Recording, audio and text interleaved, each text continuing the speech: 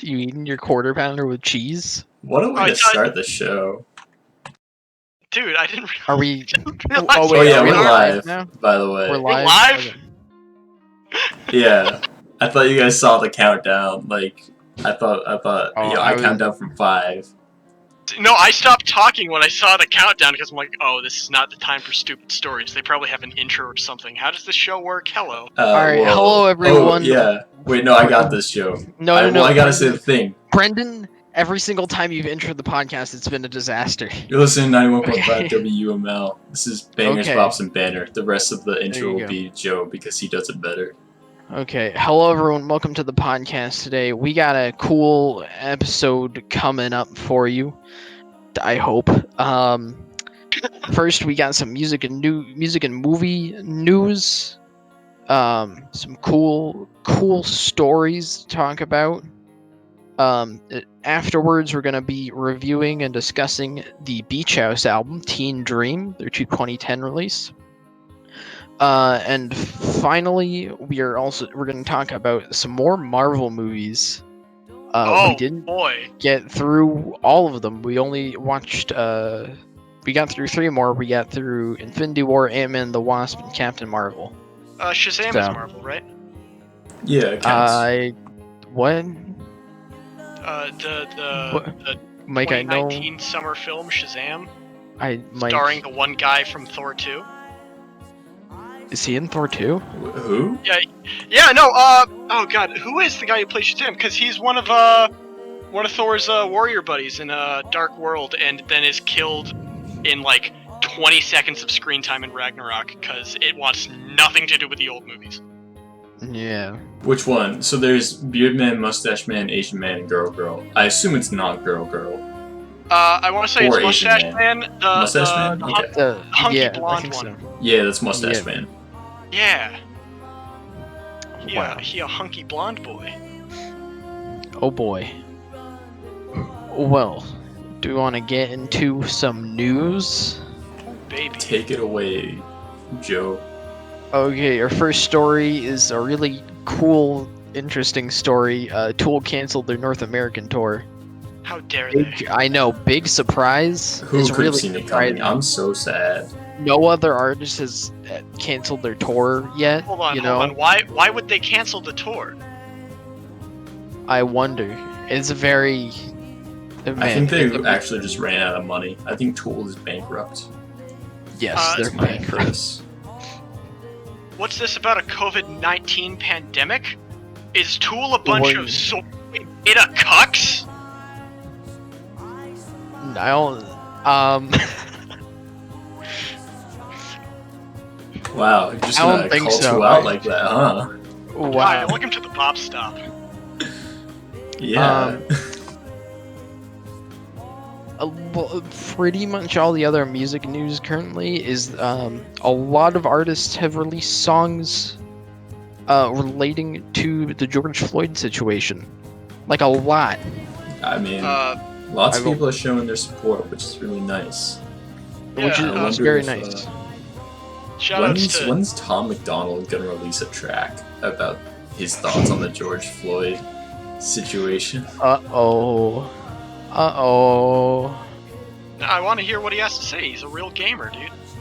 He is a gamer. Not to mention, RTJ4 dropped, what was that, on the 3rd?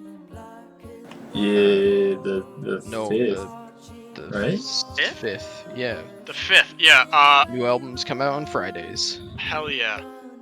And that album was just absolutely goddamn haunting, and I adored it. It's amazing. I think it's easily their best record so far. Easily.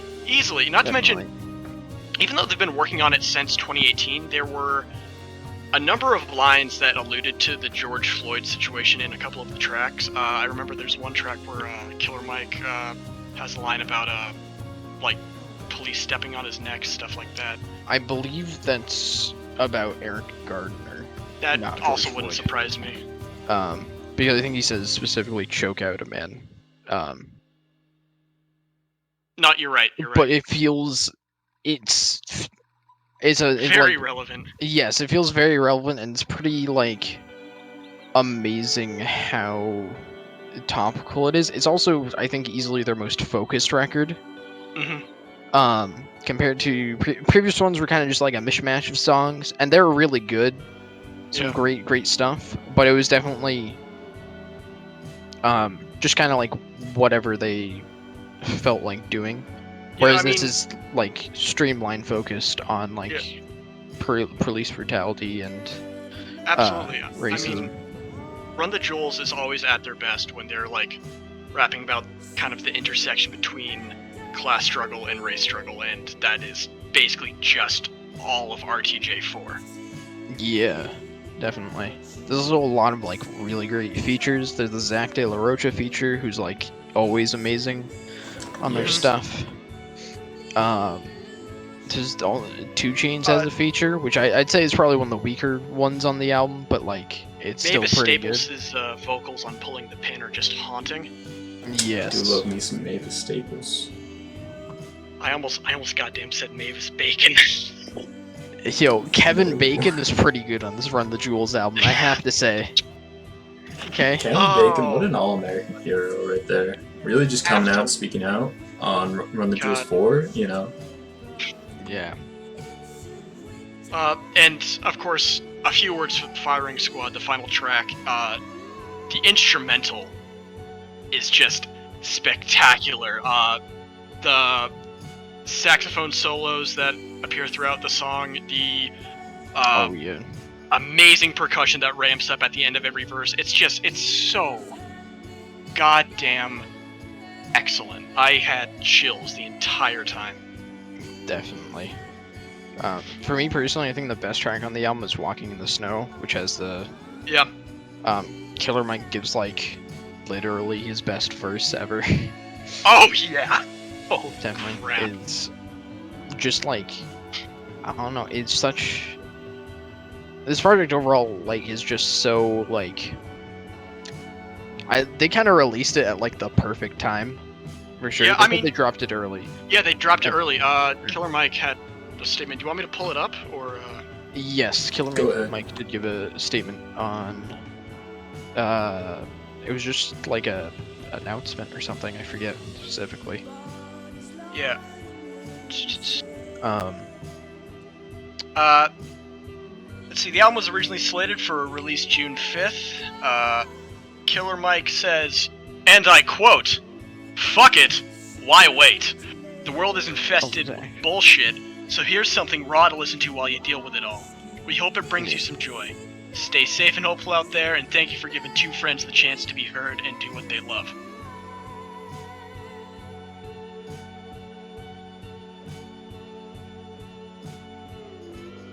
Wait, was it? Or was it not released on June 5th, or am I? Yeah, it was originally going to release on June 5th, but they put it out 2 days early on the 3rd. Oh, okay. So, ha! I was right! Damn it. Fool! Google says it was released on June 5th, so. Yeah, well, Google also says that chemtrails are a thing, so. The Google release dates I've found have been sometimes a bit finicky. Yeah? Because I believe they take their information from like what labels say and stuff like that, and not like when things actually happened. Hmm. Well.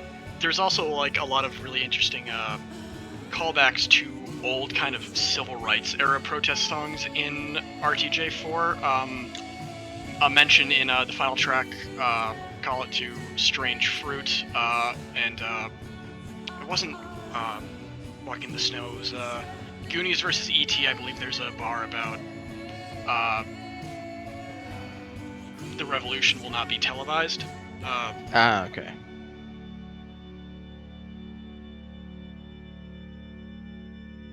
But anyway, enough about RTJ. What's next on the We can keep talking about RTJ if you have more to talking say. about RTJ? Dude, I've never done this before. I am nervous as fuck. It's okay. Don't worry. We don't. There's literally no structure. There's nothing that has to happen. Well, there's actually some PSAs that has to happen, but we'll get to those later. I'll let you know about the PSAs. All right. Oh, baby, a PSA. But if you want to talk about Run the Jewels 4 for 2 hours, you can. It's okay. I mean, I'd rather. Bold of you to also... assume I have 2 hours worth of things to say about Run the Jewels 4, as great as it is. I definitely would have a lot more to say about it, but we didn't take notes about this album because it just kind of came out of nowhere. Yep. Oops. Came out of nowhere and was like the best hip-hop album of the last year. Holy shit, I love it so much. Yeah, this is like my album of the year so far. This is yeah. Amazing. Hands down. There's some other artists that have released tracks. Meek Mill released a track called The Other Side of America. Pretty good cut. There's also Machine Gun Kelly released a cover of Killing in the Name, which is cool. I'm glad he's... I don't think the cover's that great, unfortunately, but I mean, you're going up against the original, which is really hard to beat. And then there's been a bunch of other artists releasing cuts in tracks in protest of what happened, which is awesome to see. Absolutely. I also want to kind of piggyback off this and saying it's been really nice seeing a bunch of artists on social media talking about donating and supporting the protests and the movements. Even very white artists and stuff like that, as well as obviously some of the more. And also, yeah. And also, goddamn Mitt Romney was marching in Utah, I think yesterday, right? Oh, that's pretty cool. Yeah, which was a huge shock because, on the one hand, while Mitt Romney's father was like a big old pro-civil rights politician back in his day, I think because of what the modern Republican Party is, seeing Mitt Romney do that is like, okay, why not? I mean, I think Mitt Romney was like the only Republican to actually, when the Trump fucking impeachment, he's the only Republican to actually vote for impeachment. I mean, it's more significant than that. He is the only senator in U.S. history to vote to impeach a president of their own party. Yeah. That is huge. Yeah. Yeah, Mitt Romney's kind of... He's definitely more progressive than a lot of conservatives. Or a lot of Republicans, I guess. Conservatives are the wrong word there. Which is also, really frightening in hindsight, because I think back in 2008, when he tried 2012? running for the... he ran for the nomination in 08. He was considered, the conservative counterpart to John McCain. And then the 2020 is the goddamn apocalypse. I don't know what's happening anymore, man. This is a lot. 2020 has been a lot.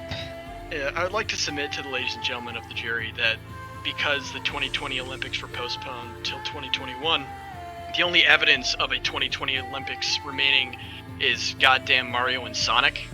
Oh my god, yes. Oh, what a good game. So happy. I mean, it's good. It's one of the better Mario and Sonics. Yeah. It's Mario and Sonic. How can it be bad? Okay. It's just the best of both worlds. You know? I know. 2016 with a word. You get cringe and Mario. So, it's perfect. Listen, I will have you know, sir, if that is your real name, that there are 3.5 good Sonic games. So. Okay, but are there 3.5 good Mario games? That's the real question. I'm trying to Super Mario Brothers 2. Yep, I agree. It's fuck, dude. Damn it. There's that pinball game on the Game Boy Advance. That was a good one. Oh, what is it? Does Mario Party count? Because Mario Party is definitely the best game ever. No, well, I mean, the only worthwhile Mario Party, in my opinion, is 10 and arguably 9. The car ones. All right, but have you? Whoa. There's okay. Whoa. There's like the Mario's like Adventures in Time or some shit where Mario goes back in time. That's a good Those one. That's a ones. good one. Yeah. Also, isn't there like a Hotel Mario? How are we forgetting Hotel Mario for the Philips CDI? Is that a thing? It is a Zelda game by the Visionaries that brought you Legend of Zelda, Wand of Gamelon, and Faith. Oh. Yeah. Beautiful. Oh yeah. It's highest quality. You're forgetting Mario Run for the iOS and Android.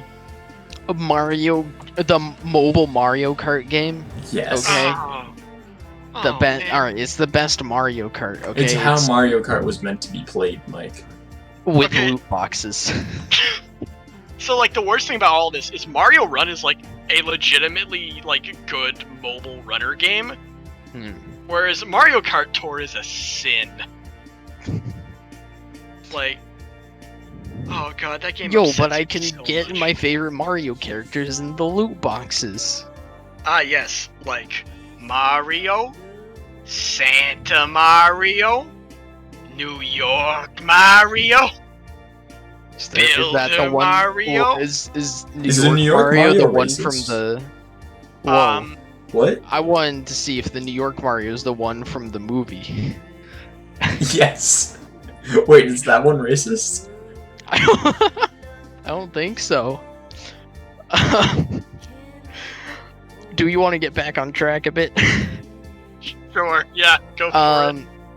The only real movie news that I found interesting was so David Ayer, the brilliant mind behind Suicide Squad, The man, the myth, the legend. and Bright. I guess he Oh, God, technically that was isn't. He technically isn't really behind Bright because it's like he like took over, and like did a rewrite of the script. I mean, the poor bastard, I can't even say is behind Suicide Squad in good conscience, because, like, do you know what happened when that was written? Yeah, they did a bunch of bullshit to it. It's like, hey, buddy, you got 6 months to write a script, and then you have to shoot it immediately after, and we've already cast all the roles. Go! And Yeah. he's like, fuck! And so he writes, I think, a 4.5 hour screenplay and is like, just find it in the editing room. And then they didn't. Yeah. No, they did. Because Didn't they there's this also- scene where Will Smith's like, what are we? Some kind of Suicide Squad? And it's the best movie ever made. Wasn't it also like re-edited, or it was edited by Trailer House, right? So, okay, first there was David Ayer's edit, right? Yes. Then the Bohemian Rhapsody trailer launched, which was a legitimately pretty damn good trailer. And Warner's is like, ooh, let's have this trailer house, whose specialty is making trailers and music videos, cut a blockbuster movie. Beautiful, dude. Well, no, it gets even dumber, because then they're like, well, see, we like some parts of the director's cut and some parts of the trailer house cut, so we'll just splice them together. That's how you make Oof, movies right that's, there. yeah, That's how you that make is. movies. And that is how we Um, came to get Oscar award nominated masterpiece Suicide No, Squad. Oscar winning, I believe. Oh yeah, you're right.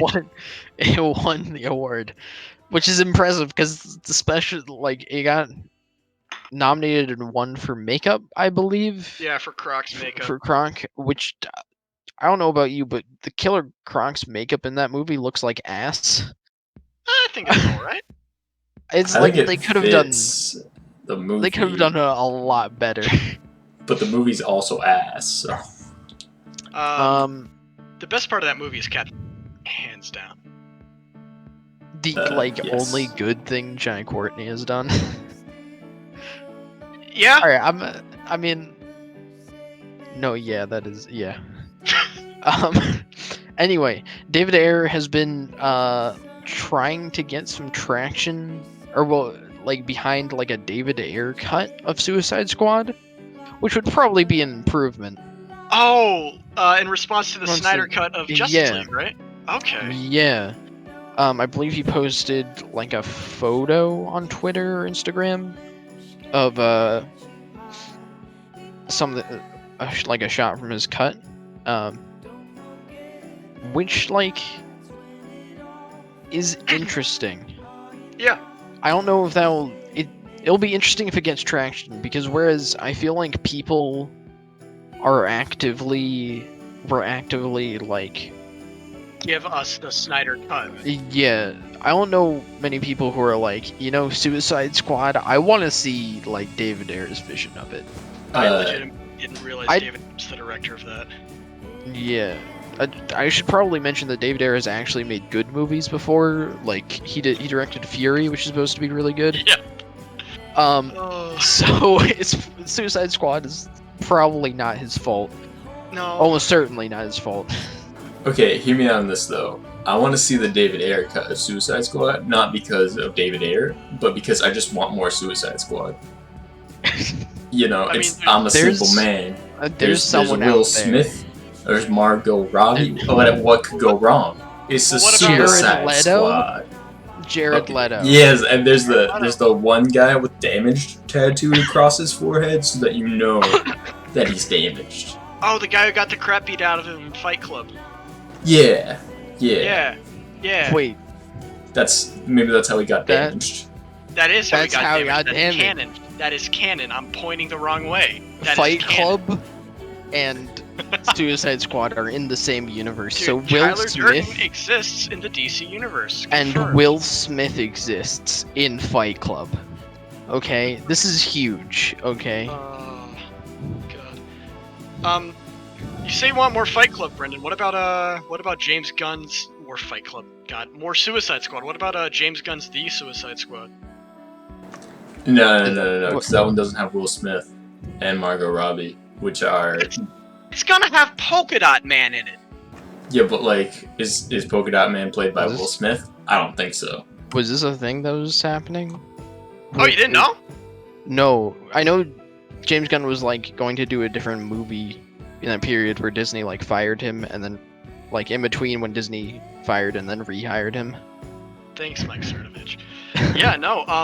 He is working on a soft reboot of Suicide Squad called The Suicide Squad, which is apparently going to be like fairly different from Guardians in tone, whereas the original was kind of trying to ape it, but also ape the Snyder style, and didn't work. So Yeah.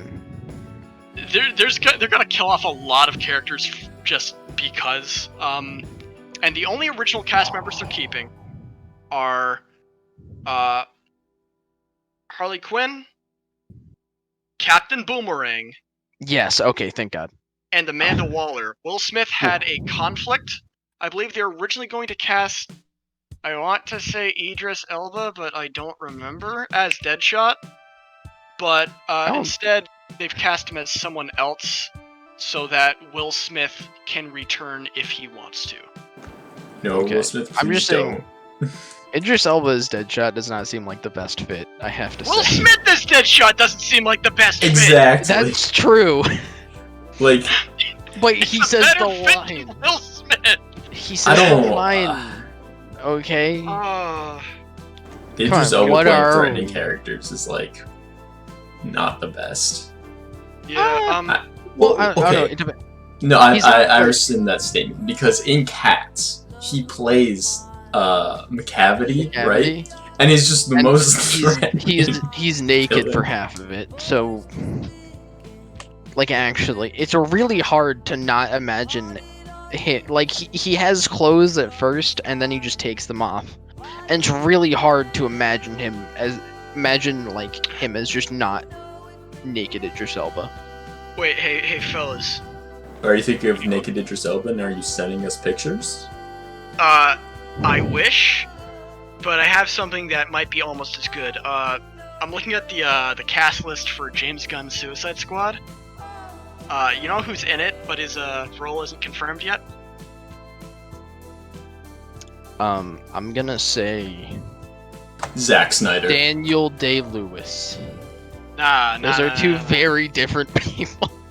I'm talking a way better actor than Daniel Day-Lewis, Joe. Paul okay? Rudd. I'm talking, No. John Cena. Yo, Wow, I'd actually be. wow. He's gonna be Deadshot. Please. Wait, no. Uh-oh. That would work, right? Oh, totally. It's also going to have Taika Waititi and Nathan Fillion, as well as like just a bunch of people. Sean It's just Gunn. like.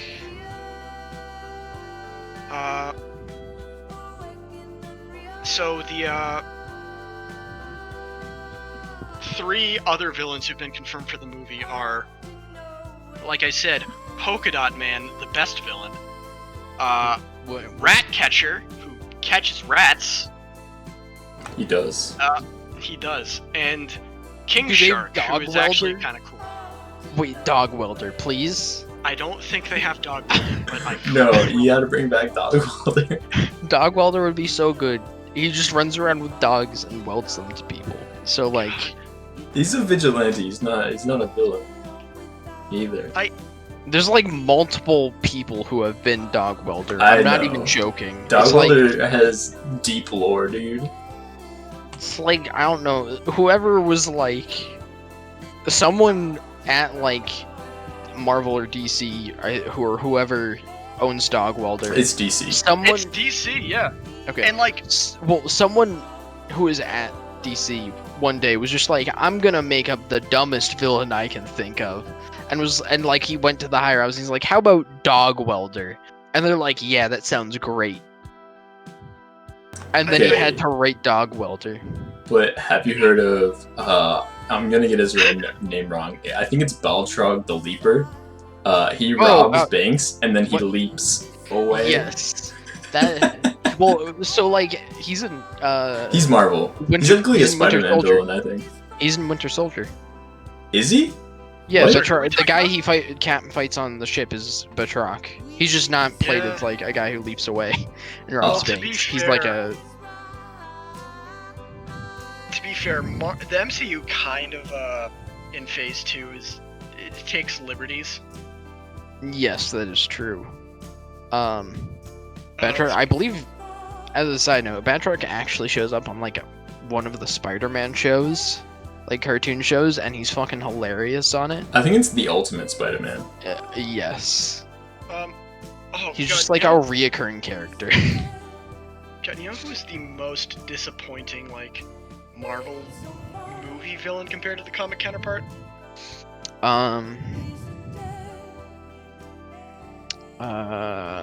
You know, I would like.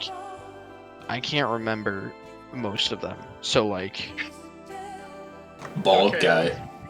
Let's put it this way. which do you one? remember Civil War having a villain? Zemo, yeah. Yeah, Zemo. Yeah, Baron Zemo. Yeah, he's not like bad though. I don't know. I'm like fine with him. Like- or the way they like change him. I mean, he's just a dude that barely needs to be in that movie.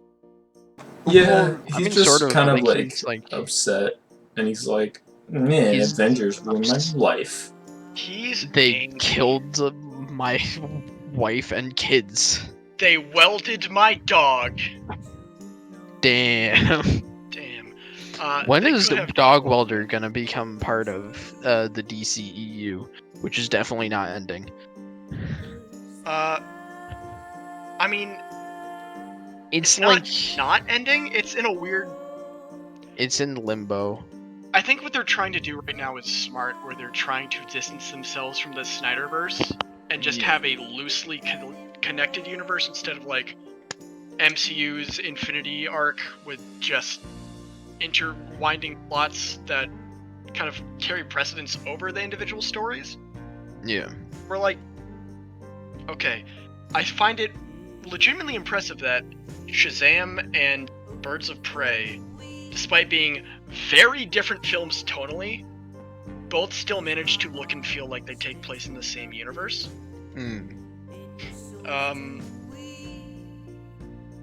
One of those movies is clearly better than the other, but like Birds of Prey also wasn't bad either. It was just like a fine popcorn movie, you know? Yeah.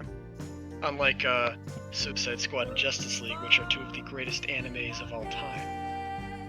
Alright, but Aquaman is pretty epic, okay? Oh You baby. get to see It's Jason pretty Momoa epic. shirtless. And if That's I actually true. understand, So, if I understand anything from the MCU, it's that you need at least one shirtless man in every movie for it to do Correct. well. Correct. Actually, is there one in Captain Marvel? I don't think there is. I don't think so. No, there also isn't one in Shazam, and that movie actually did really well considering its budget. What even was the Shazam budget? Was it? Not high. Hold on. Shazam budget. Actually, speaking of Shazam, as like a complete side note, the director of Shazam, David F. Sandberg, I believe. No relation to Andy Samberg. He has like a YouTube channel where he like posts stuff about movies and like his process of movie making, which is really interesting. So that's like, check that out. Interesting. There's some really cool videos. There's one on like where he talks about I guess like not really plot holes, but like like stuff in the background of shots sometimes that doesn't make sense, where it's like when editing they like focus on like, okay, this Shazam, he looks really good in the shot, okay, we got this all down. And one shot in the mall in Shazam, you can see just like shoppers like standing around holding bags, that was actually the crew. That was like the camera crew that they had, that they didn't realize was still in the shot. Yep. So they had to quickly put in like them holding bags and stuff.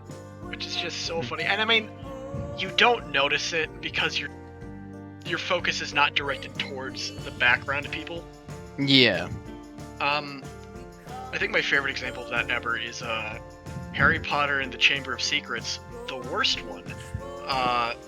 During the dueling class scene, there are a couple of shots where you can just see a dude with a camera behind the characters. That was just like left in.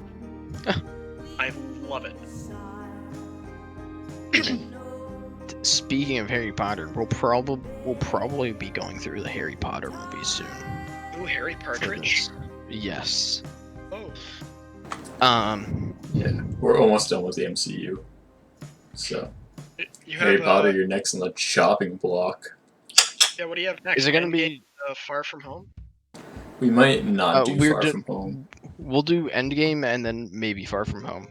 I mean, Far From Home is definitely like an epilogue to the Infinity Saga instead of being its own thing or part of a new arc. Okay. But like, you also don't need it. Just like, frankly, there are a lot of films that you don't need. Like, you don't need Captain Marvel. Yeah. You know? Yeah. We might just end it on Endgame because Endgame feels like the more final piece of. We're actually thinking either. I thought we were either thinking we're gonna do like Endgame next week and then like either like first 3 Harry Potter movies or like the Lord of the Rings, which Lord of the Rings might be much tall because Lord of the Rings are 3 hours each. Yeah. And Endgame's 3 hours, so. Honestly, you don't want to watch both Chris Columbus Harry Potters back to back in one sitting. We probably won't do it back to back one sitting. They're like 2.5 hours each or something. They're pretty long. You know what's nuts? Chris Columbus was originally hired to direct the entire Harry Potter series, and then only quit because he's like, oh hey, I won't be able to see my kids grow up. That's a problem. Yeah, there's definitely a lot of time commitment. And no hate to Chris Columbus. The movies definitely got a lot better from Azkaban onward, just because I don't remember the name of the director they hired for it, but he was just beyond stellar and completely changed and set the tone for the whole series going forward. Alfonso Cuarón? Yeah. Yeah, what's his name? Yeah, he also, it was weird that he was chosen by Warner's to handle such a big franchise in the first place, because he had never really done anything big before Azkaban. And I still think it's the best movie in the series. It's stellar. Yeah, definitely. I believe he also directed Roma most recently. So Mm-hmm. So basically, he is a true gamer. that's how you become a true gamer. You direct a really good movie. No, how you become a true gamer is you read some PSAs. Oh, baby! Oh, we're so good at boy. transitions. What a good transition. Hit us with those gamer PSAs, Brendan. Actually, Mike, you want to hit us with one, as is customary for guests to really just dip their toes into that public service. Oh boy. Okay. Do I just read this? Hey, just Go read for it. it. Use your PSA voice. Okay. Some statistics are surprising. Some are unbelievable. And some are simply unacceptable. Right now, nearly 30% of US students aren't finishing school. Nearly 30%. And that's the average. In many places, it's even higher than that. And fixing it is a responsibility that we all share. I urge everyone, not just parents, but friends and family members, to take responsibility for encouraging the high school students in your communities, to support them, challenge them, push them a little, and do whatever it takes to help them make it through. Because this one statistic is one we simply can't afford to ignore. You can do your part by going to bootsup.org and sending an email, a text message, or even a wake-up call to a student at risk of dropping out. Go to bootsup.org and provide the boost that's needed to make it to graduation. A message from the US Army, the Ad Council, and your friends here at WUML Lowell. I was so close. And just to repeat that, that is boostup.org. Thank you, Mike. Yes. Wow. That's That was good. You know, I did better appreciate- than some other guests. Don't patronize. I appreciate that they're like, hey, help some students, get through school. But at the same time, it would be nice if they're also like, hey, we should do something bigger than just encourage some people to help students. Just Well, Don't shit on the PSA. there's only so supposed much to you can read. do in a PSA. Show. That's Yeah. fair. All right. Go to boostup.org or I'll fight you. Wait, no, that's Mike actually will fight you if you pay him enough. That's not. I don't know if that's true. I'm sure if you paid him like $20,000, he'd be up for it. I will fight you and you will win. That is Damn. get that guaranteed. self-esteem boost. All right. This is an important message from the U.S. Department of Health and Human Services. After a natural disaster, it is normal to feel sad, mad, or guilty. You may have lost a great deal. If you feel like completely giving up or are having thoughts of suicide, get help. Stay in touch with family and friends. Find a support network and talk with a counselor. Getting involved with others can help. For more information, call 1-800-273-TALK. That's 1-800-273-8225. This message is brought to you by your friends here at WUML Lowell.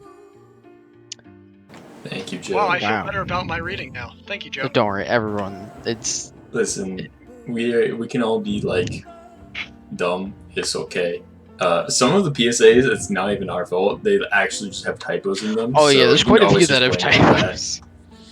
Yeah, It's, no, because I kept saying boots up instead of boost up. Which is why I repeated it at the end like twice. Oh man. You know, I'm sure the other one's also a website that helps college kids, high school kids graduate high school. Do Wow. it. You guys got this. You can do high school. I know it sucks. Dude, but, I'm sure high school. I know of it, yes. It's like school, but it's high. Yeah. Yeah. This is what they Don't- don't teach you in college, kids. Don't This- be high while you go to school. I mean, like, unless it's like your last day, then I don't think anyone would give a shit. But This is what they call highbrow comedy. It's fine. Pot's legal here. If you're Brendan. 21 or over, don't do crimes. Looks like I'm about to commit a murder. Oh, wait, no. What did I just tell you Damn about it. not doing crimes? Damn Wait, it, but Mike. is murder a crime? In most countries Well, and cultures, yes, murder. if you're police, Yeah, apparently it can take You're up to police, a week no. until that's actually considered a crime these days. Oh man. alright. Do we want to transition into talking about the cool album we all listened to? Hell yeah. This cool little album by a band called The Beach House. Teen Dream, the 2010 release. Right at the very start of 2010 too, like January 26th or something. Damn, they sneaking in there. Yeah. And they I don't know. They like just barely escaped those best of the 2000s lists. And then Only they to got be onto put the on best the of best the of the 2010s 2010s lists. lists. You hate to see Damn it. it. You hate to see it. But what do you boys think of this like dream pop like record? It's cool. Are you like, what are you doing? I'm stretching. What's it? Oh, Oh, you're like looking oh. up. I thought you were like looking at me. Oh, you weren't even talking to me. Now I feel upset. Wait, Oh, am I Brendan, not yeah, in I'm the sorry. bottom of the screen? You No, you are. are. Okay. Anyway, what do you boys think of this record?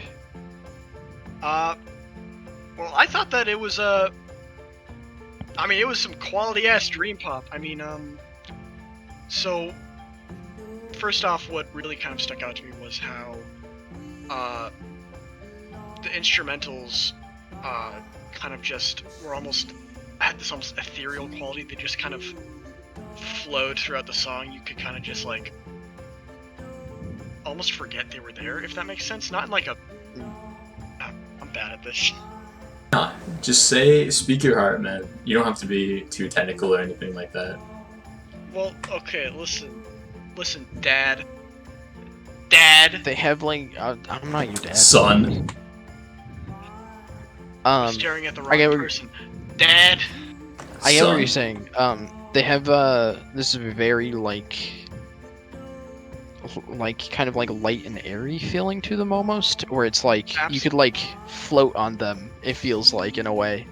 Yeah. Almost yeah. like you're in a dream. It's the Whoa. name. Teen Dream. Yo. Uh, Something that I love about the instrumentals is most of the time they do a really fantastic job of like complementing this like lovesick vibe that comes off of the lyrics. Oh yeah. That. Like you can just like sink into the songs. Speaking of lyrics, this is one hell of a breakup album. Holy crap. Yes. Because like going into it, you know, named like Teen Dream, it's like, okay, this is gonna be like nostalgic as fuck. No, I still don't know why it's called Teen Dream. It's about going through a breakup and just how it blows. And some of the hardest hitting songs on there are basically the ones where, as you kind of get further into the album, the lead singer kind of seems like they're accepting it less and less, like they're becoming more and more in denial about the fact that it's over. I was gonna add on to this. It kind of reminds me. I know this album came out way before, but of a Moon-Shaped Pool in the way it sort of approaches that topic of love and breakup and stuff like that. I wouldn't say this goes to the emotional depths as a Moon-Shaped Pool does. I'm just saying the theming is certainly similar, in my opinion. Yeah, it kind of reminded me of almost like a really ethereal take on like Velvet Underground or something like that. There's kind of a similar vibe coming from yeah. them. There's like I don't know how to describe it. There's like a thin veil of depression throughout a lot of the songs. Say that. That's my favorite kind of depression. Absolutely. And not only that, the songs are very repetitive and like in a good way. Like Yes. you kind of just sink into it. It surrounds you. You almost forget you're listening to this great album, which is such a weird positive. But dream pop be like that? Dream pop really Yeah. do. But yeah, Dude. the repetitive lyrics, like some of these are very catchy. Like, Yes. in my opinion, Silver Soul, Norway, and Take Care are some Yeah. like some Oh my God, extremely Silver catchy songs, and like Soul. they're also big depressing, but it's just like singing along to them, having a grand old time. I will say, like, occasionally, which song is it? Used to Be, for me personally, felt a bit too upbeat sounding. Stop! You're being too happy. I want. Well, it's not because like the This is dream subject. pop. I'm supposed to be depressed. Well, the subject matter of the song is still Yeah, it is still like depressing. it's still like depressing, but it just feels kind of upbeat in a way that I wish it didn't. I guess. Did I lose visuals like for no. you guys? No, you're still here. Oh, whoa. Oh, now Maybe you he's did. not. Oh, We're experiencing technical difficulties. Very sorry. technical difficulties. That He got there sucked on he a really good is. face. Oh, there. Oh, maybe not. he's I still still can't see me. he's a slideshow, but it's a pretty good slideshow. Oh, there we go. Okay. Are we good? Yeah, We're you're very back. good. Cool. I still can't see me, so I'll take your word for it. I'm looking at the camera, right? Yes.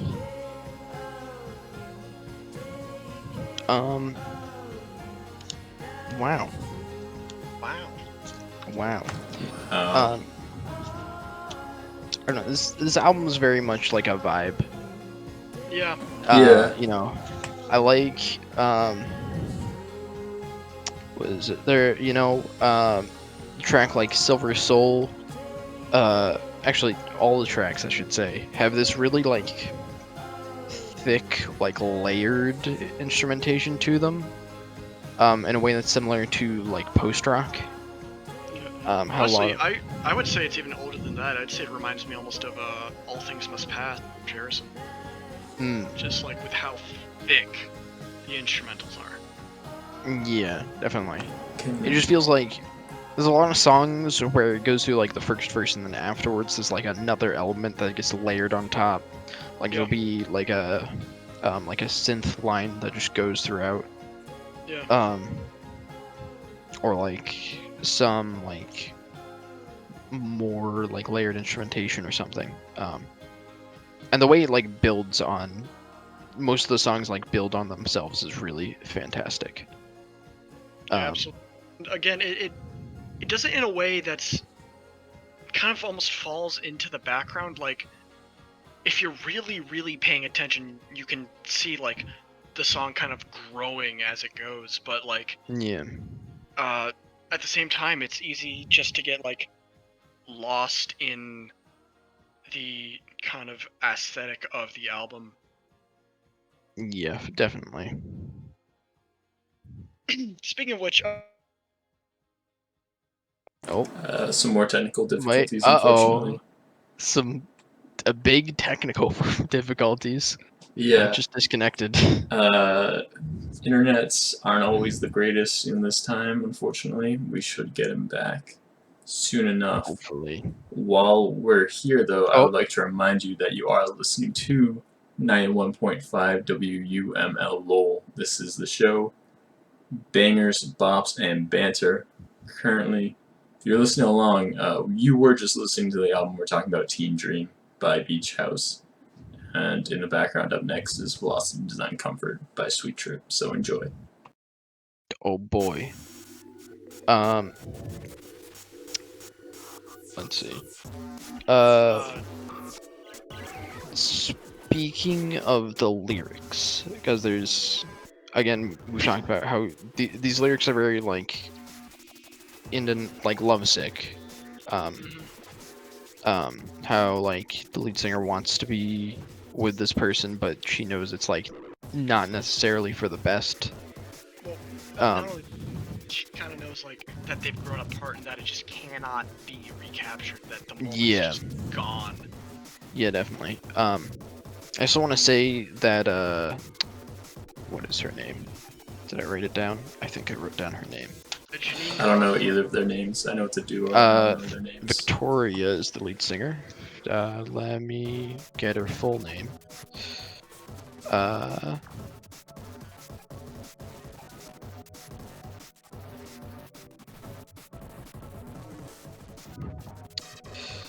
Victoria Legrand. Yeah. Her vocals have this like really like, I guess like deep, rich quality to them. Almost like That- spooky. Yeah, and I think they do a really great job of contrasting the instrumentation, which is generally like lighter but still like thick. Yeah. The entire sound is very rich, and it's just I don't know, the way her voice contrasts with all the instrumentation is fantastic.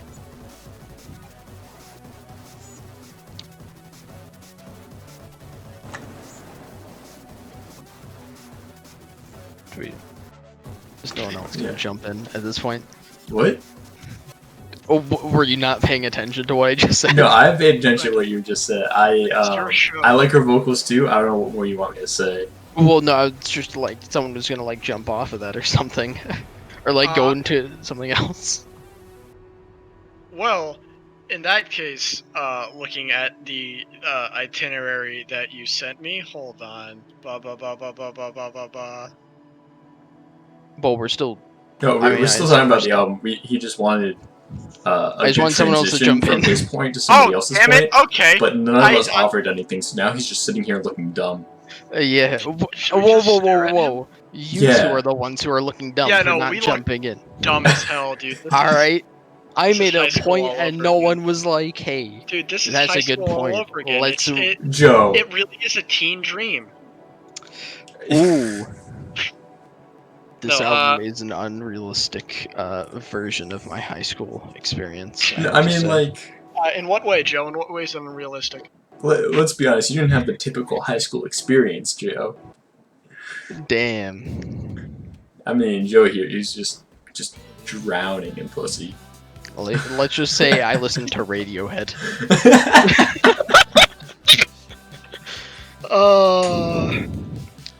Honestly, Um, I'm insulted that you put a Gorillaz counter up for me, but not a Radiohead counter Oh, up for that's- your ass. That's 2. What was the first mention? Before we started, you mentioned Gorillas. You mentioned Teens. Oh, come on. That counts. This is actually where Before we bring up Humans started, Now for the really? first time. Yes. Hi there. My name is Mike. I am a Gorillaz simp. Oh yeah, we didn't make him do the intro that we made Jason do last week. I'm just here. Oh yeah, we didn't. All right, whatever. We'll do that for like the next guests. Yeah. I also didn't introduce anyone, so that might be confusing for people. Anyway, We're really Teen good at Dream. this. Teen Dream. I want to shout out. Oh god. I want to mention there's like a few tracks that I really love off this album. Or well, I Shut mean, up. I love a lot of tracks on this album. But 10 Mile Stereo is maybe my favorite on the album. Yeah. There's like these glistening guitars, and like just production, and with like the incredible chorus on it. I agree. I do love 10 Mile Stereo. Personal favorite though is probably Silver Soul. Okay. It's just beautiful. It's just a gorgeous track in my opinion. And I wrote it's, down that it sounded wavy. he's wavy. I'm gonna. Sounds kind of there's wavy guitars. Yeah. Yo, shout out to the it's like guitarist, we're by the listening way. to Dream Pop. What? Whoa. Whoa.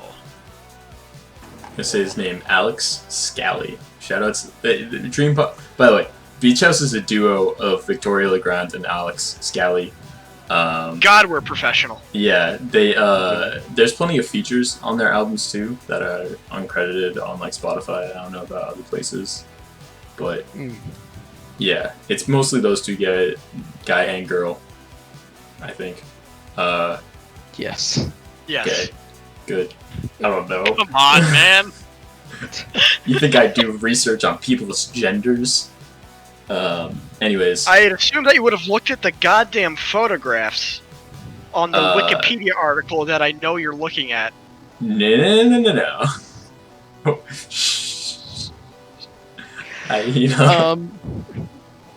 The others, my other like maybe favorite song is also "Walk in the Park."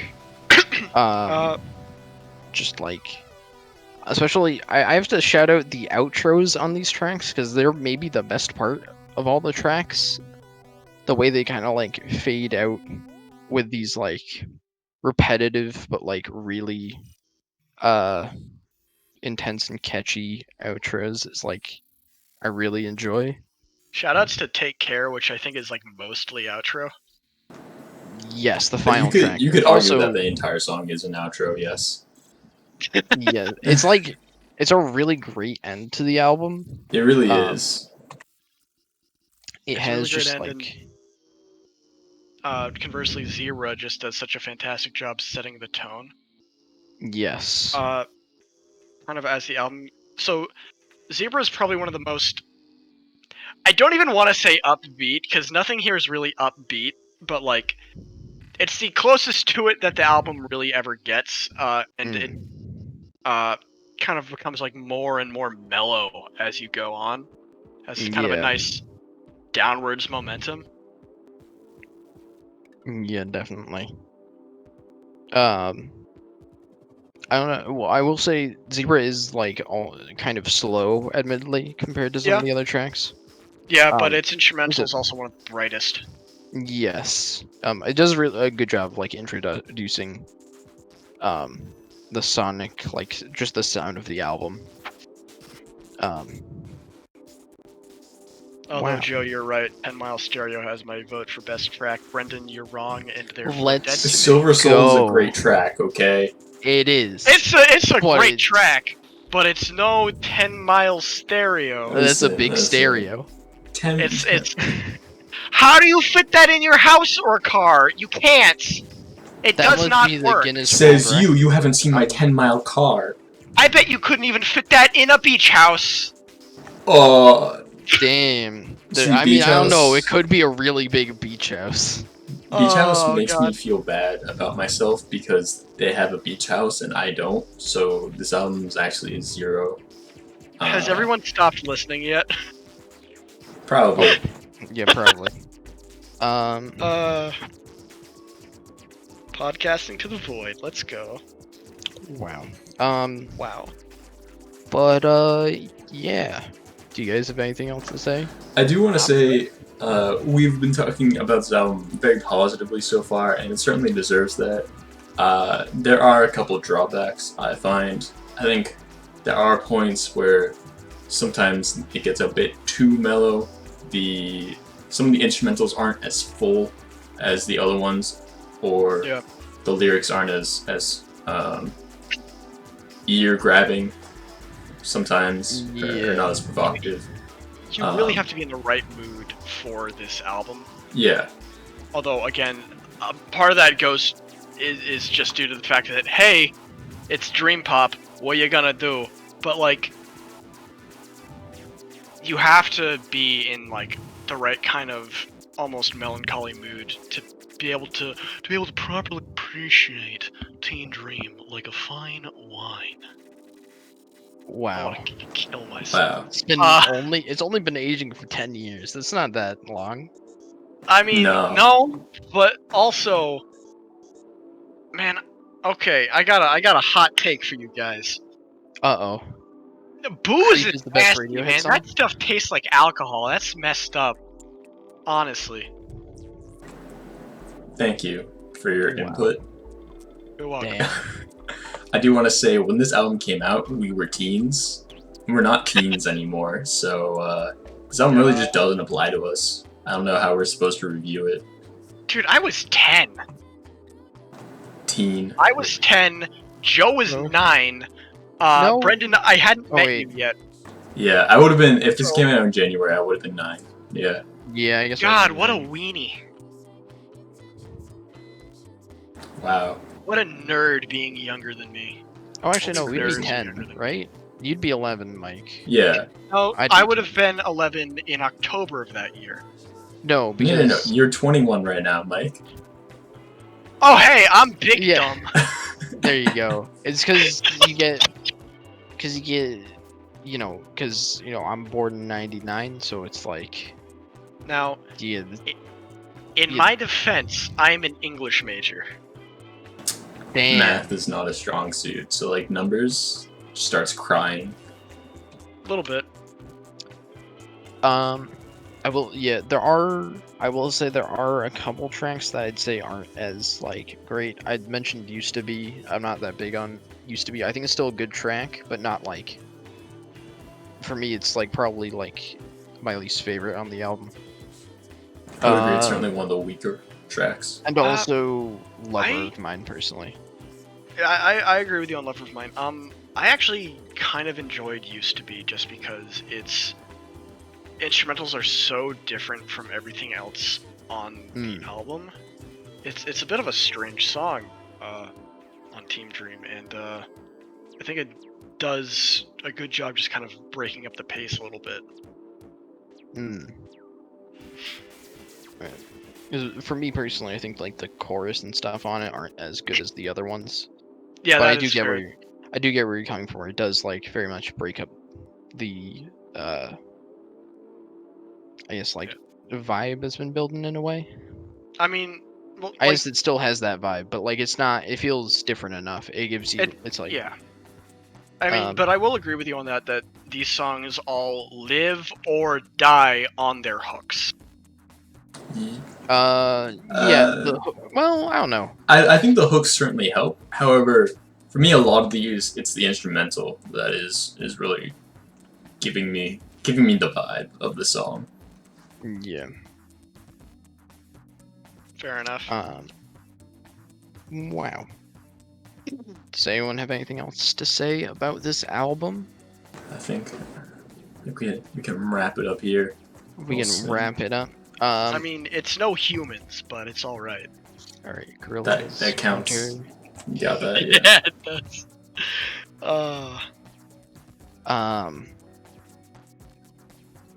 What are you boys feeling on this album? If you're Uh, doing ratings, you don't have to do a rating if you don't feel like it. Don't let Brendan? us peer We're gonna pressure pressure you into doing a rating, though. Uh oh. Come on, Mike, you got this. Oh, Let come us on, know the your guest feeling. goes last. Okay, Okay, damn fine. it. Oh, the guest. Guest goes Mike, first you can because go. then we get to go last and laugh at your No. opinions, saying you that can they're go wrong, last. and then kick If you off the want to, show you for go you never to pick come if back. you want to.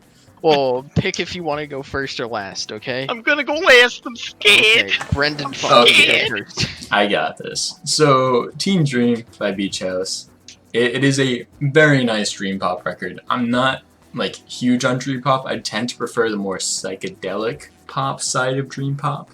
But this album certainly has a lot to love. If you're in the mood for it, definitely go looking for it. Just chill out. My friend told me to listen to it when it's like 2 a.m. and you're driving on 95 north and there's like no cars around. But just like try not to fall asleep while it's on. Wow, because what that a would be good bad. idea. I don't know. For me, like, if I'm driving at night, it's like you gotta go like some Tim Hecker, like some like fucking just like ambient, like I'm gonna rethink my whole life in one night shit.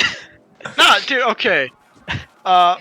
When I am driving at night, I want something that drives me.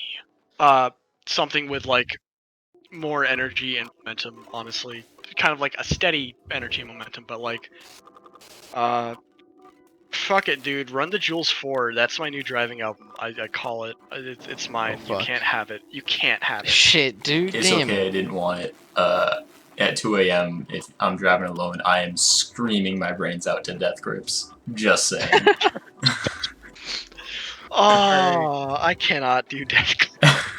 That's another episode at some point. But anyways, definitely there's a lot to like Rating. here. Oh, Oh. okay. There's a lot to like here on Teen Dream. Would recommend it. Definitely a highlight among their discography. I'm feeling like a decentish 8.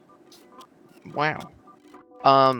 Personally, I absolutely love this album. I think it's probably Beach House's best work.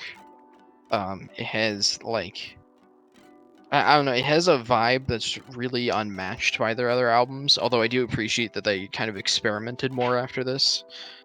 With sounds. But like I don't know, there's just like a vibe on this album that like is unbeatable. And is really fantastic. And outside of like a couple small or a few tracks that I didn't think were like amazing, like still love this. This is like a 9 for me. I'm kind of gonna have to agree with Brendan on this one. Actually, I would Oh give. fuck! Yeah, I know. Damn it! I'm gonna be laughed at now. You're wrong. Your opinions are bad. What a nerd! He thinks different from us. Anyway, no. So I'm gonna give Beach House a 8 out of 10. It is a really, really solid album, but again, you have to be in the right mood for it because it doesn't gain momentum as it goes on. It kind of mellows out as it goes on. Okay, I can understand that. Yeah. You have to be in a certain mind space, and when you are in that mind space, it beautiful. If not,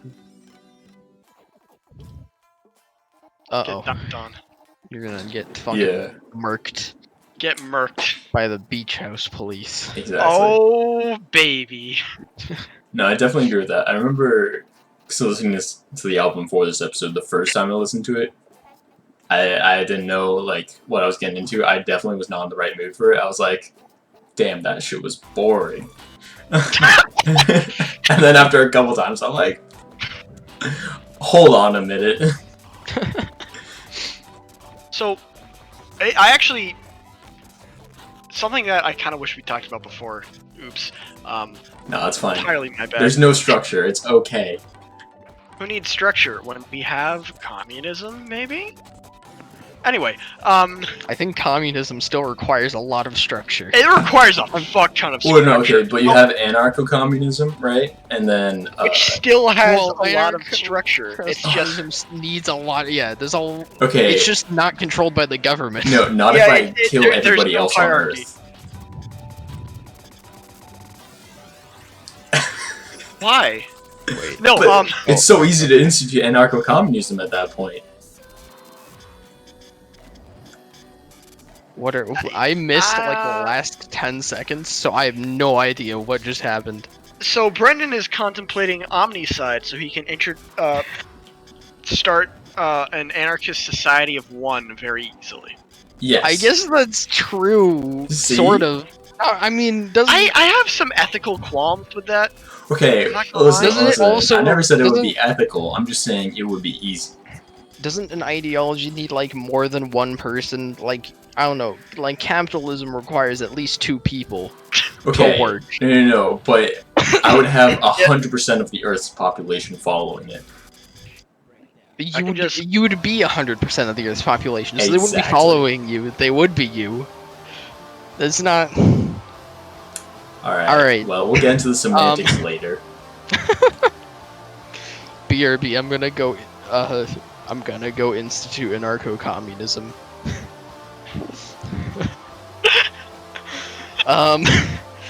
Alright, we're gonna talk about some Marvel movies next. Oh baby, like Shazam. First up, we got The Big Boy. Big Purple Daddy. Purple Daddy. The movie. I gotta ask you this. When was the last time you saw Infinity War? Was it whenever it was released?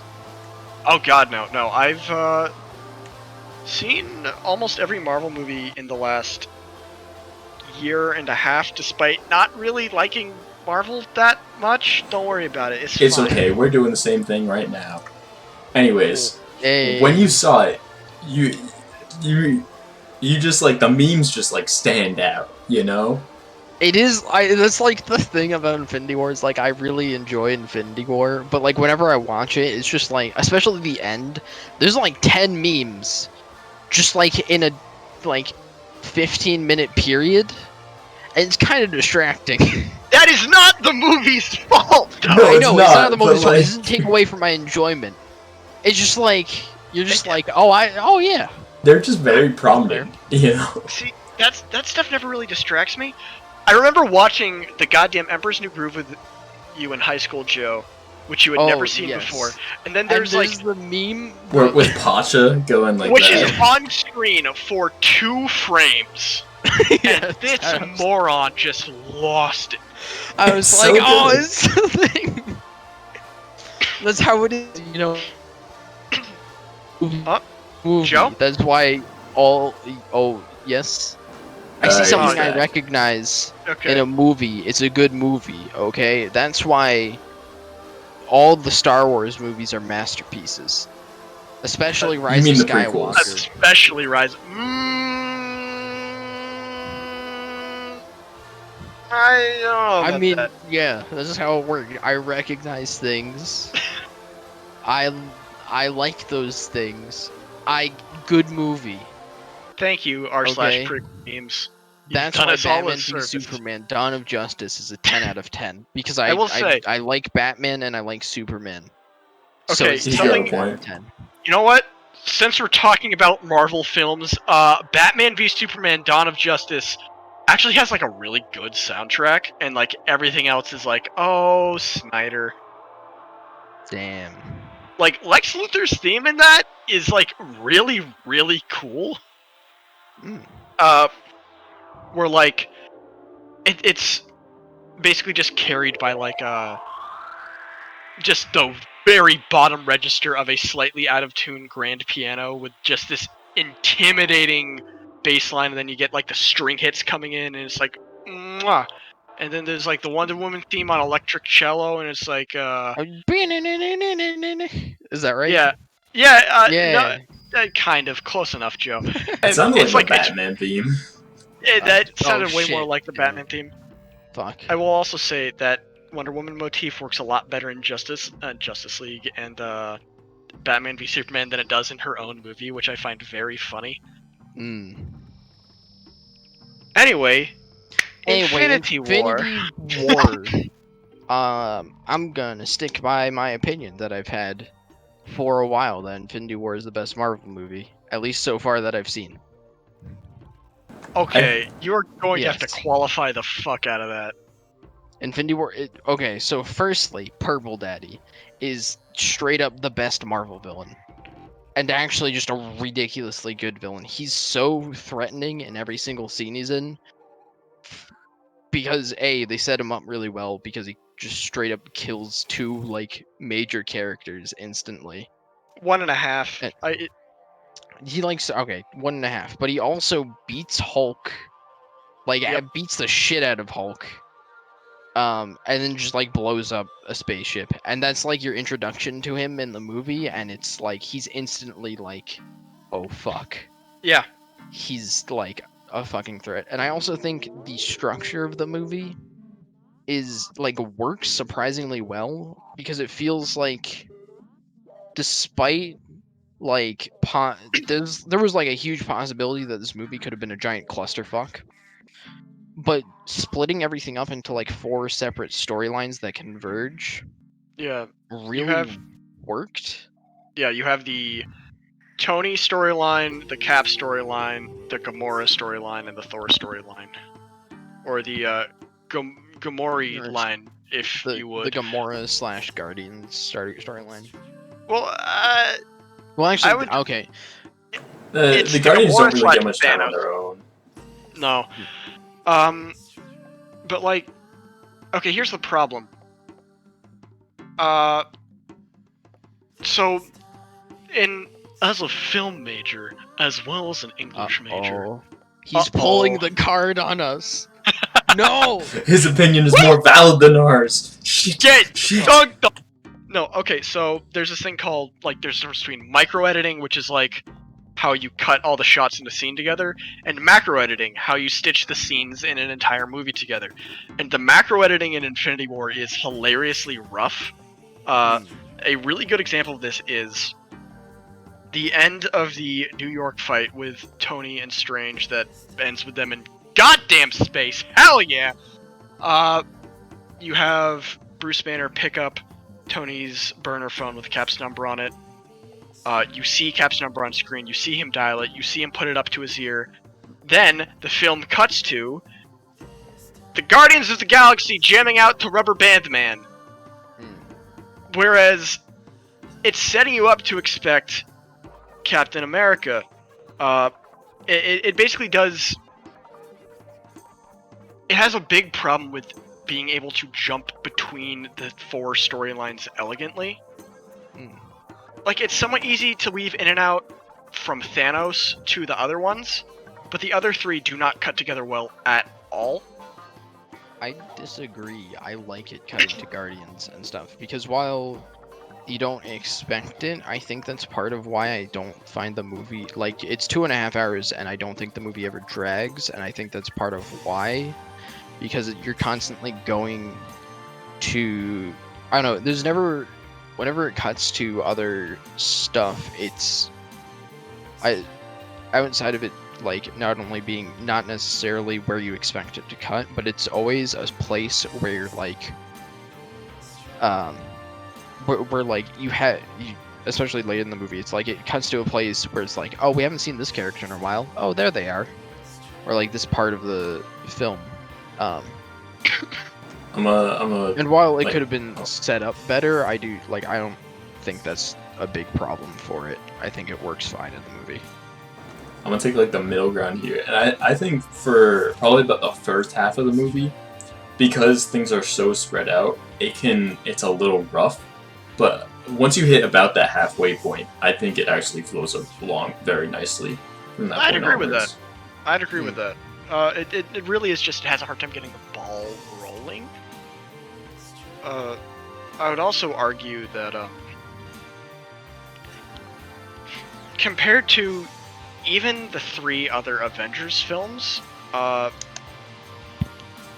so Marvel's Avengers, Age of Ultron, and especially Endgame are all very character-driven stories.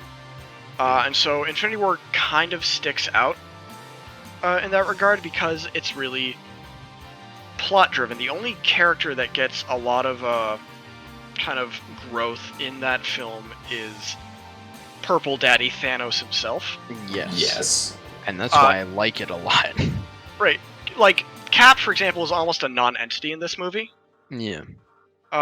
Thor actually has something interesting going on, but it's a lot of just setup for what they do with him in the next film.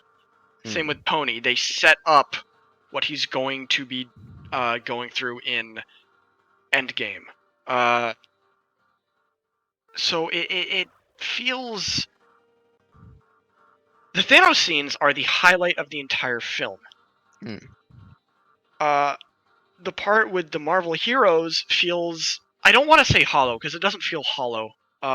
Because the characters are well established enough from previous film that you're like, hell yeah, I know what these characters are about, I know what's motivating them, let's go, let's do this. Hold up, but boom, boom. What's motivating Black Widow, you think, Mike?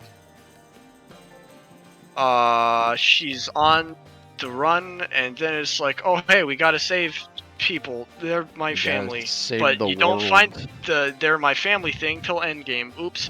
But like... Damn it, I lost my train of thought. Sorry, Black Widow just does that to people, you know? Are you calling Scarlett Johansson a thought? No. Good. Okay. All women are queens, Brendan. I'm resisting every urge in my body to call you a simp right now. Like, violently shaking. I was really hoping that you would just scream back, "Free brains!" Jesus! Don't! Oh god, whisper screaming sucks. I hate not peaking audio. Do it. I do not want to do that. God. No, it would be really good for our viewers at home and their ears. Yes, all 3.5 of them. Yeah. Who's the half person? Oh, I thought it was half an ear. Like somebody just like, Oh, Yeah. found an ear in a jar, cut in half, and like slapped some headphones on it. And it's like, ooh, it's probably yum, having yum. a good time. Oh. I remember the other thing I was gonna say now. Thanks, ears. The other issue is that every other Avengers film, Endgame included, does a really good job of, if you have never seen a Marvel movie, you can still jump right into this and understand who these people are and what's happening. Not with Endgame. Or no, sorry, not with Infinity War, I mean. Yeah, not with Infinity War. Like, you need to have at least seen Civil War, Ragnarok, and Guardians 2 to understand who these people are and where they are, like, emotionally speaking. I guess that's true. I don't know. There's like referring to your first point about it not being very character driven except for Thanos. I guess that's kind of why I like Infinity War the most, because the entire time it's not focused on characters like or necessarily on character development, but it's like one of the few movies where it feels like the heroes are on the back foot the entire time. Yeah. It's not like we're gonna stop the villain now. It's like, oh god, we gotta stop like the apocalypse from happening, and so I'm fine with there not being character development among characters specifically, because it doesn't, with everything happening so quickly and how much of a threat Thanos is, it just feels like people panicking and trying to stop something. Yeah, trying to deal with it. And that's why I love about the movie so much. I agree. I think that's actually like a really cool aesthetic, really cool tone that the rest of the series does not even toy with. Mm. So I don't mind that there's not that much character development between characters again, except for Thanos. Because I mean, arguably he is the main character. Oh, he absolutely is the main character from a structural standpoint. Yeah. And the other kind of important characters, okay, let me see if I can count on one hand. It might be 6. So, including Thanos, Purple Dad. Okay. Tony Baloney. Tony Guy. Chris Pratt as himself. But only kind of in the first half. He makes bubbles, okay? I don't really know if Chris Pratt's that important. I'd argue... I don't know. No, I wouldn't. Yeah. I'm being generous. The Green Lady, who was also the Blue Lady in Avatar. Fun facts. She was the Blue Lady in Avatar? Yeah, dude, she was. That makes it so much better. I bet you didn't know that. Yo, what if Avatar? Natiri. Yo, what if Avatar was in the Marvel universe? Okay. What if Thanos snapped half of the Avatar people away? Dude, I'm just saying, Zoe Saldana has made a absolute killing playing women with Technicolor skin in sci-fi movies. That's true. But no, so Thanos, Tony Stark, Star-Lord, Gamora, Thor, and Scarlet Witch, which is weird because like she's important, but like you also don't care about her. I don't know. I think she works in this movie personally. Yeah, she works fine. That's probably the weakest part, is her and Vision is like, it's there. I understand it, but like, okay. Yeah. I'd also argue Doctor Strange is important. Considering I'd argue that Doctor Strange is a bit of a secondary character, honestly. I mean, I guess. I mean, like, kind of. I don't know. I feel like he's important enough and like contrasts with Tony enough, I feel like especially since he has one of the stones, and that's like a giant part of it is him trying to keep the stone away from Thanos. Right, but he wouldn't be important if not for the stone, whereas everyone else has some kind of narrative struggle going on. Hmm. Doctor Strange is very much one track, gotta keep the stone. And then like the big plot twist is like, I don't gotta keep the stone, and it's like, what? And then he's like, fuck. we're in the end game now.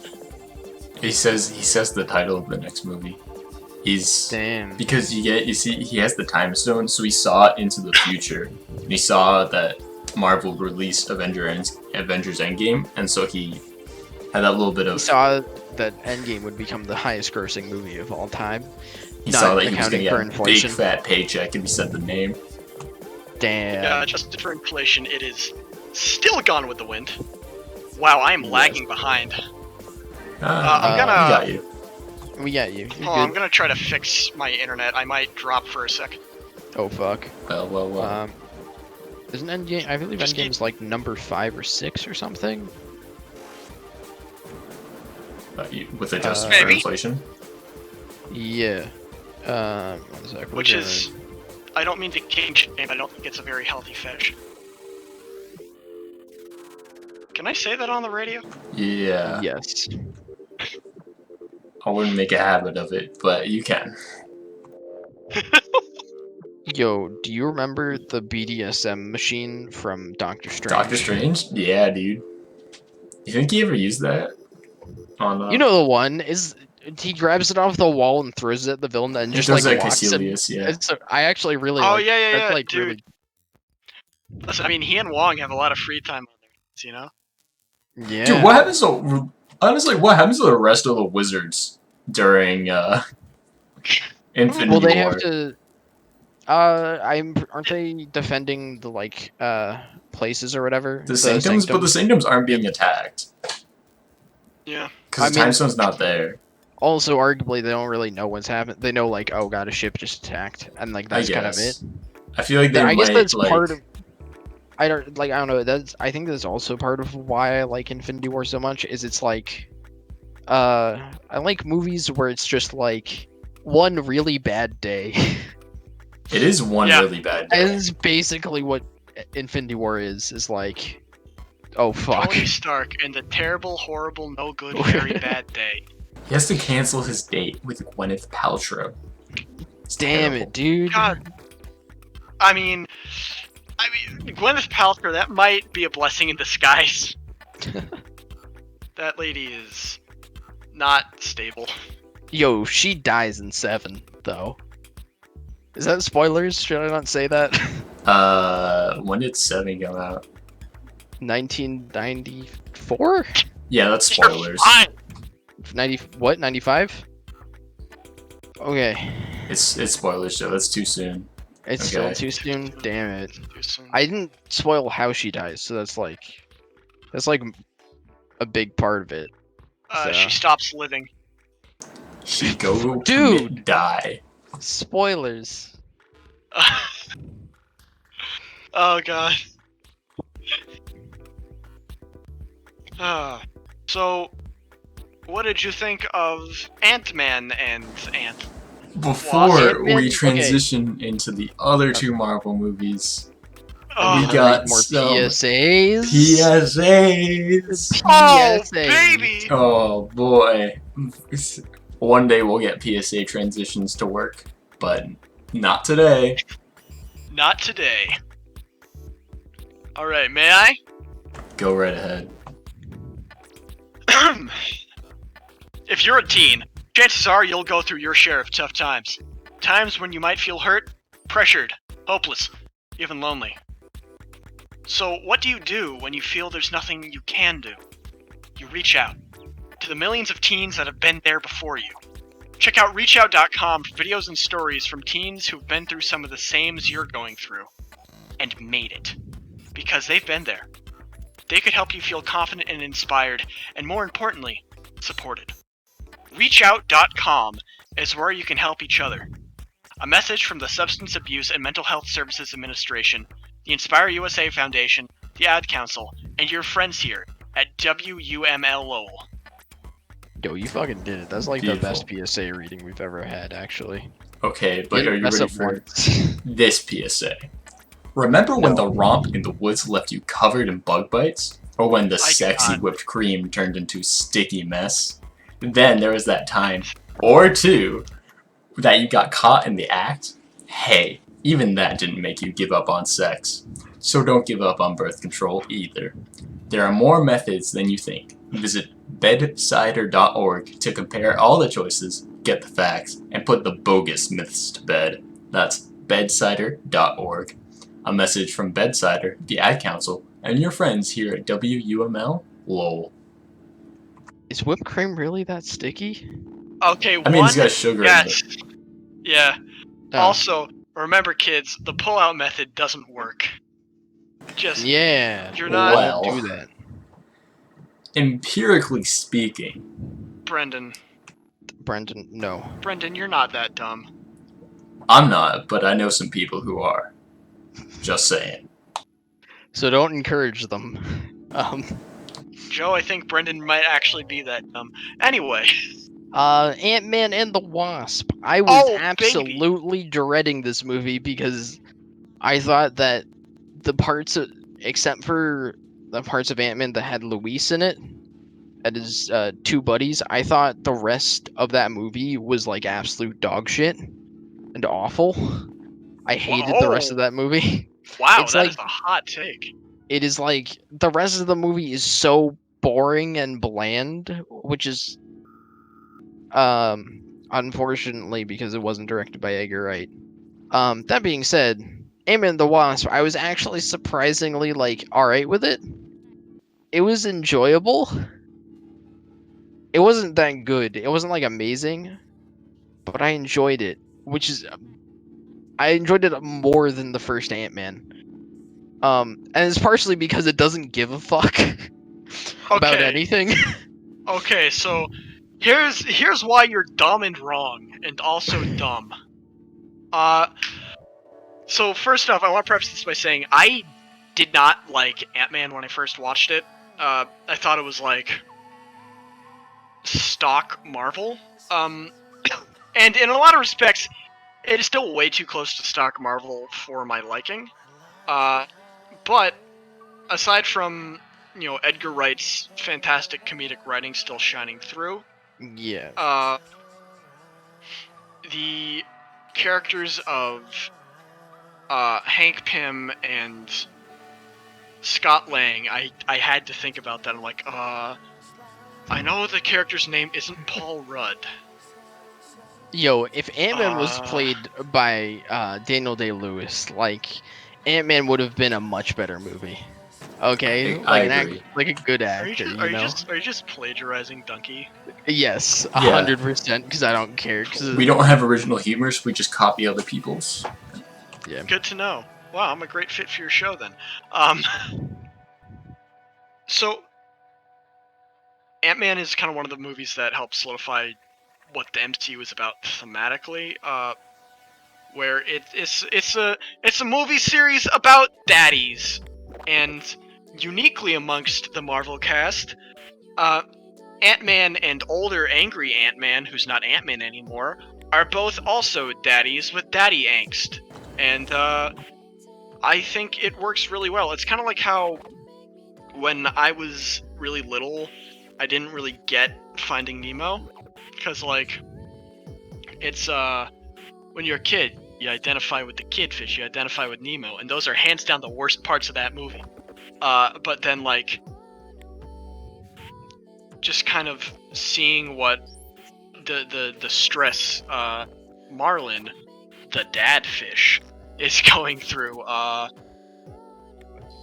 really transforms that movie into something else. And I think Ant-Man 1 works the same way, whereas Ant-Man and the Wasp is just vanilla Marvel. I disagree with this quite a bit because while it's true that Ant-Man helps solidify the themes of the MCU, all of that stuff with Scott and Hope and Hank is like boring as fuck. I'd agree with. It's just like most of the stuff, especially when Scott is in like the mansion, is just really bland in that movie and doesn't like it. Like I just did not care about any of them. See, I like the interplay with Scott and Hank, although I would agree that Hope is just such a boring character in the first one. Yes. She's not that much better in the second, but she's at least better. You know, Yeah. she let her hair down, so she's cool. Well, in sure, that. her hair's like a lot longer in the second Yeah, one. it's also a lot longer. Oh She, I like. yeah. Hope short hair, bad. Hope long hair, I'm good. going to say that I like Ant-Man and the Wasp more than the original Ant-Man because it just does, like, again, it doesn't give a fuck. It does not care about anything. And I kind of love that. It does not care that none of it makes any sense at all. So you don't like Ant-Man and the Wasp because it's a better movie than Ant-Man. You like it because it's So, like, it's just more absurd in a Yeah. lot of ways, and that's what I like. I think also Ant-Man and the Wasp, it has the advantage of not really being an origin story, which Ant-Man is, and there's a lot of origin stories in Marvel. Although But at also, this- I'd argue Ant-Man and the Wasp also keeps its momentum going a lot better than Ant-Man does, because there's never a point where you really slow down. It's just like, oh, we going. We're See, doing dumb shit. my big problem with Ant-Man and the Wasp is that they're really. It doesn't really feel like anyone has too big of a stake in the plot.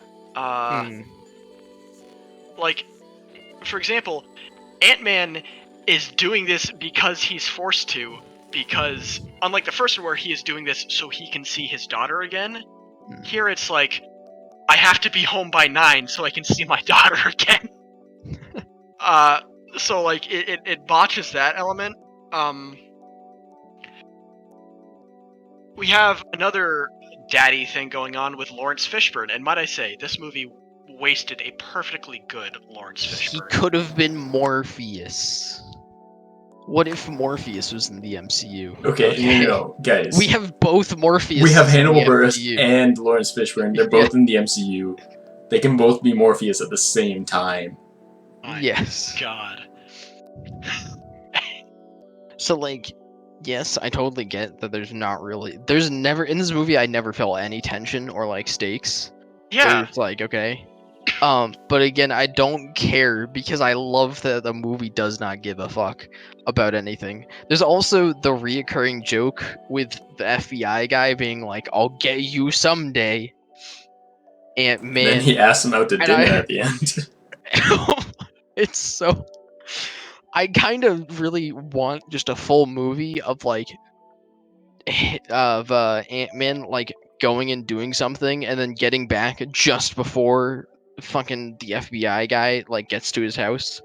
Well, rumor has it that he has been signed on for Ant-Man 3. Oh my god, yes. Thank you. I will say also probably one of the strongest parts of Ant-Man and the Wasp is actually Ant-Man and his daughter. Yeah. The Absolutely. relationship between them like does legitimately feel like really natural, and Yeah. his daughter is like actually like a pretty good actress in the movie. Compared to like the child actress in Captain Marvel or something. We'll get to that later, but yeah. Oh, that hurt my soul. But yeah, like I don't know, it totally doesn't make sense. There's like it's like more than 5 minutes where the villain is just like monologuing about like, this is what happened to me, so I want to fix it, and it's like I don't care at all. Yeah, like, okay, part of the problem is they tried to make Ghost a sympathetic villain, but she doesn't have much reason to specifically be a villain, and they just make her such an asshole. Yes. Lawrence Fishburne, on the other hand, remains likable throughout, even when he has his heel turn, because he's Lawrence goddamn Fishburne. Yeah. He is Lawrence Fishburne. It's pretty cool. I mean, it's cheating. It really is. Oh man. How could I dislike Morpheus, man? Uh, I'm gonna take a slightly different opinion than Joe Okay. on the movie. I I- find that the movie, because it doesn't make any sense, I find that aspect to be incredibly frustrating at times. Yes. Okay, so like I totally get that, but like as someone who was expecting more of the boring parts of the first Ant-Man, I was totally okay with it not making sense because it's just like there's like so much random shit where it's like, all right, why not? Where like Scott like shrinks down to the size of like a toddler. Yep. Or like his suit malfunctions, and like it doesn't make any sense because you're not supposed to like be able to like survive if you don't have the helmet on, if you're big or something like that. Like it doesn't work, but like I don't give a fuck. Yeah, and there's so I many don't things. care. My problem with the movie is there's so It, many things that just happen yeah, as well. Because like, there's a time where in the movie they established when he grew to 65 feet, back in Civil War, he slept for 3 days straight. Later in the movie, he grows bigger, according to the news, 86 feet, and then he's passes out for like 2 minutes, and he's just totally fine. It's like, wait, I think the implication is he's getting more used to it, but also you're 500% right. yeah. and there's so like it much doesn't. bullshit. When the girl comes back, when Hank's wife comes back, she just fixes. She's like magic now. She just fixes Ava's problems. It's like, okay, sure. It's the quantum realm. It's the quantum realm. I don't. Again, I'm not It's the defending. Pym particle. We don't gotta explain I'm shit. not. Yeah, no, I'm not defending how the movie makes no sense or how Ant-Man in general doesn't make any sense at all. Yeah, And which is impressive, even by Marvel standards. Yeah, no, like even in the first movie, Ant-Man makes no sense because he's like small, and they're like, you have the mass of like normal you, so like if you punch someone too hard, you could just like straight up kill them.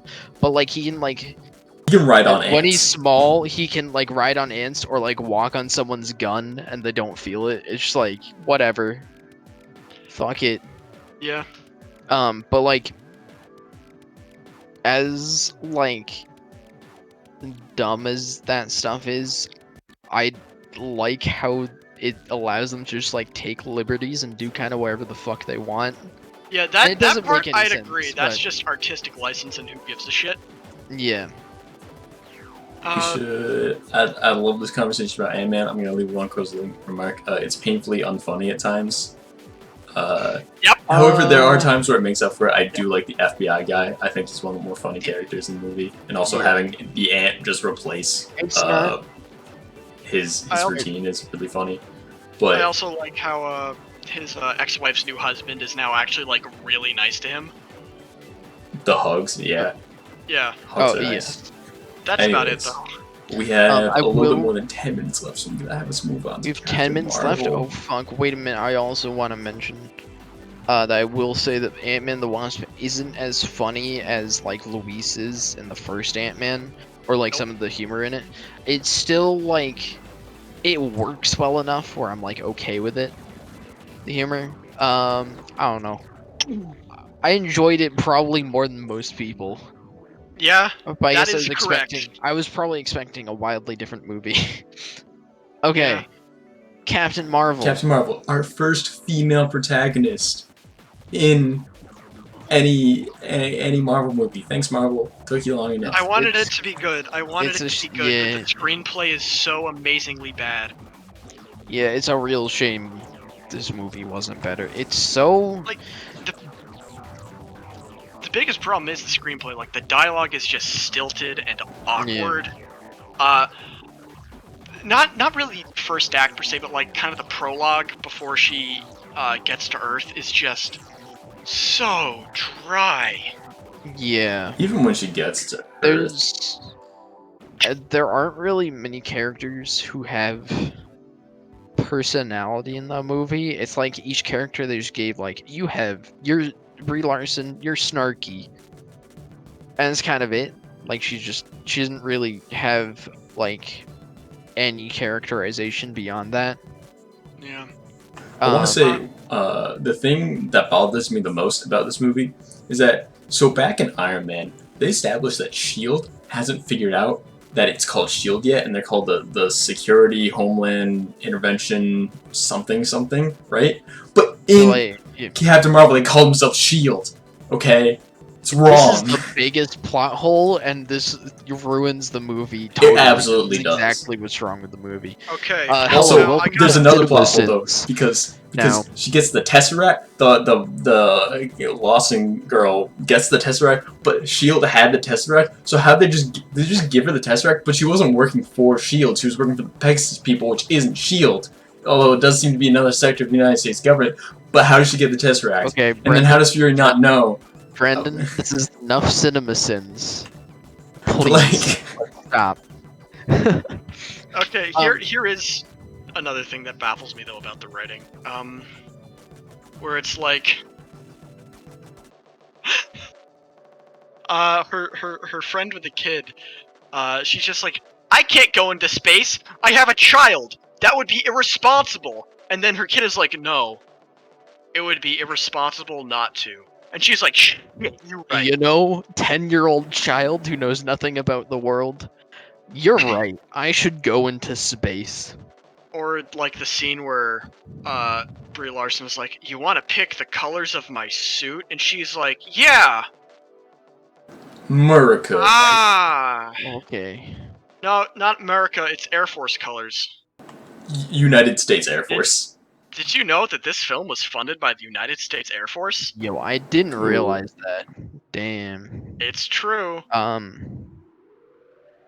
There's also like the reveal that's like the Skrull. They're not actually the bad guys, which is very obvious from the beginning that like something's up.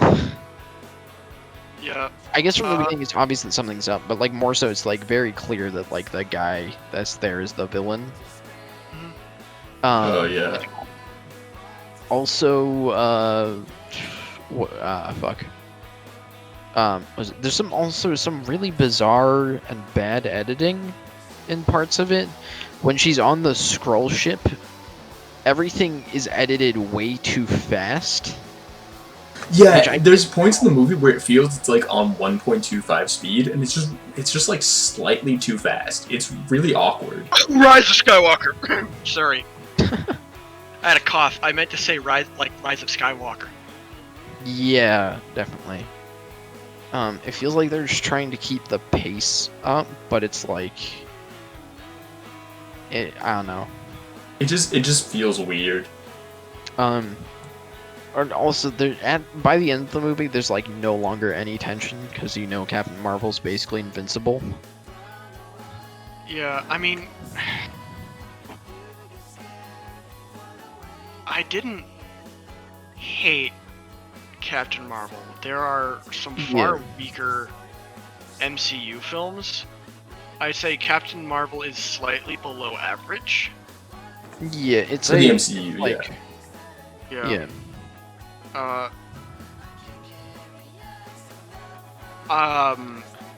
I think it's also frustrating how, like, this movie does not matter, and you can write Captain Marvel out of Endgame almost entirely and nothing changes. Yeah. It just felt like a big old marketing thing, like... God, hell, the screenplay doesn't feel finished. The movie does not know what it wants to be. The best part of the movie is when it is briefly like a buddy cop thing with Nick Fury and Captain Marvel. But they... that's because Nick Fury's great. That's because Nick Fury's great. And hell, the two characters play off of each other really well. I don't even want to say it's just Nick Fury good. But they don't run with it. Yeah. Also, I have to say, Coulson with like hair is really weird. Oh my god. God rest his soul. Yes. He's not actually dead, but he gets brought back to life, don't worry. You look at me like I'm the kind of person who would watch Agents of S.H.I.E.L.D. It's like it actually works in Agents of Shield because it's like actually really complex, and it's like the entire plot thread of like or a major plot thread of the first season and the first half of season 2 is linked to him being revived, and why like they can't do it to other characters ever. It works in the show. Um, but yeah, Captain Marvel not that good. Nope. Um, And it's also so weird because up until those 2 films, Phase 3 was like legitimately really, really consistently good. yeah. With a bit of a dip for Civil War, but you know what? That's fine. I mean that's the start, so like They can't all be winners. But like even Civil War is better than those 2. yeah, Civil War's like at least decent. Like Civil War feels Bloated. yes, it does feel bloated, but it feels like there's interesting points to Civil War. Yeah, no, Where honestly, Civil War would have been a better movie if they built up the kind of gathering, the entire act of the movie where they're just gathering characters from other Marvel movies who aren't in that movie otherwise for the big airport fight and then are gone. yeah. Which is also a shame because the scene where you're introduced to Peter Parker is literally the best scene in the entire movie and one of the best scenes in the entirety of the MCU. I love that scene. That's true, but I'm all right. Let me just But say, cut it. Whoa, Ant-Man being introduced, okay, is really funny. But it also takes away from the movie. Yes, that is true. But Ant-Man's also like, I don't know, Ant-Man being introduced is really funny. I'm just saying. You can keep Black Panther though, because he actually works in the movie. Yes. Uh, Wow. Basically, Oh, Shazam is the best MCU film. that's a hot take. Also, I want to like- mention Captain Marvel. Like the best part of Captain Marvel is the cat, who's actually the best part of the film, because it's a cat. And also, it like eating people is actually really funny. I'm more of a dog person. You're wrong. You're very wrong. Very wrong. Dude, when It's is 2 Beast against Boy 1, gonna man. make his? When is Beast Boy gonna make his MCU appearance? I want to see Beast Boy turn into a dog. Damn.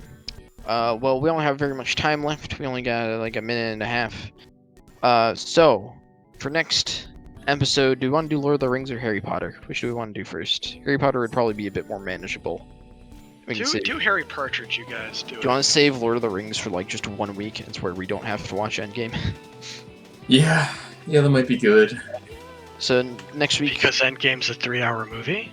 yes, next week we're gonna watch Endgame and also at least the first 2 Harry Potter movies, maybe the first 3. And then the album of the week next week is gonna be Cold Fact by Rodriguez. It's a like psychedelic folk rock album, I guess, Okay. at least I according haven't to checked it out Wikipedia. yet, but should be interesting. It'll be interesting. All right. Oh boy. Thank you. Have Wow. a good night. Have a good night, You guys everyone. all have a good night.